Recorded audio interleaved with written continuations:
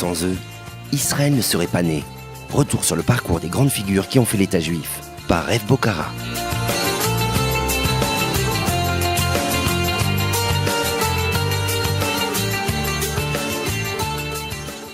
Salut à tous, c'est Rev Bocara et bienvenue dans notre rubrique sur les grandes figures d'Israël à travers les noms de lieux ou de rues qui jalonnent le pays. Qu'on l'appelle rue Herzog ou rue du Rav Herzog, peu importe. Il s'agit du même personnage qui, pendant plus de 20 ans, a occupé le poste prestigieux de grand rabbin d'Israël de 1937 à 1959, durant donc la période la plus dramatique de l'histoire pour le peuple juif, la Shoah, puis la naissance de l'État d'Israël. Né en 1888 en Pologne, sous domination russe, le Rav Herzog émigre à 9 ans avec sa famille pour s'éloigner de l'antisémitisme tsariste. La famille s'installe en Angleterre, à Leeds, où Joël Herzog, le père de Yitzhak, a obtenu un poste de rabbin.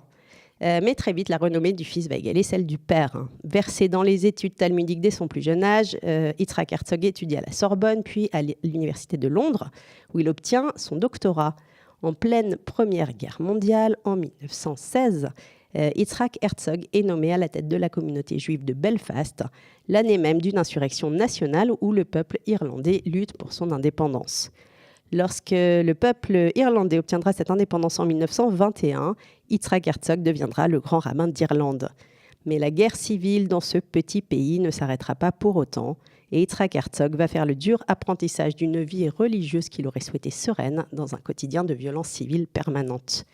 C'est cette même atmosphère qu'il retrouvera en arrivant en Palestine britannique en 1937, où il est nommé grand rabbin de la communauté ashkénaze, à la suite du grand Rav Kook, tout juste décédé. En Palestine, les Arabes ont déclenché des grèves interminables et les attentats contre les Juifs se multiplient. La période est difficile. Les Juifs qui essaient de fuir l'Europe trouvent un peu partout des portes fermées, puisque les États-Unis ont eux aussi limité leur politique d'immigration depuis la loi sur les quotas de 1924, et qu'en Palestine, les Anglais ouvrent à peine la porte aux Juifs, craignant les réactions des Arabes. Dans le futur État d'Israël à la veille de la guerre, un système compliqué de certificats n'ouvre la porte que de manière parcimonieuse aux Juifs en Palestine. Seuls les enfants, des gens très riches ou des professionnels utiles au pays sont accueillis. Les protestations du grand rabbin Herzog et des communautés juives à travers le monde n'y changent pas grand-chose. La période est compliquée.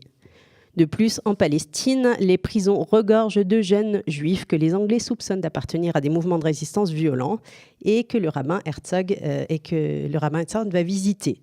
Lorsque la guerre éclate en 1939, les Anglais refusent eux aussi aux juifs sur place de s'engager. Un des deux fils du rabbin Herzog, Chaim, y parviendra pourtant avant de gravir tous les échelons militaires du futur État d'Israël dont il sera nommé président.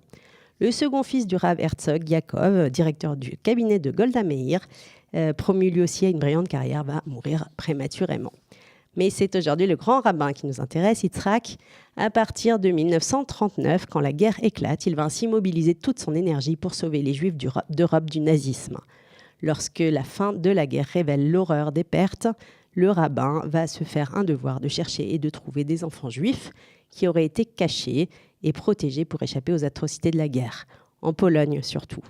En mars 1946, il est même reçu par le pape Pie XVI, dont il obtient l'appui.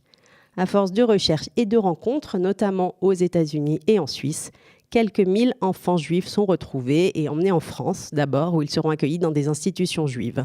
Tous ceux dont la famille entière a péri, appelés les enfants du rabbin Herzog, vont l'accompagner en Israël, où ils s'installeront avec l'aide du grand rabbin. Avec la création de l'État d'Israël, la fin des quotas d'immigration et la loi du retour, qui permet à tout descendant de juifs d'être accueillis en Israël, les activités politiques du rabbin Herzog vont cesser peu à peu. Et c'est à l'étude du Talmud qu'il consacrera les dernières années de sa vie. Autorité rabbinique reconnue, il a écrit de nombreux livres et articles traitant des problèmes halachiques concernant la Torah et l'État d'Israël. Le rabbin aura, on le sait, marqué de son empreinte toute une génération. Merci. Sans eux, Israël ne serait pas né. Retour sur le parcours des grandes figures qui ont fait l'État juif, par Rev Bocara.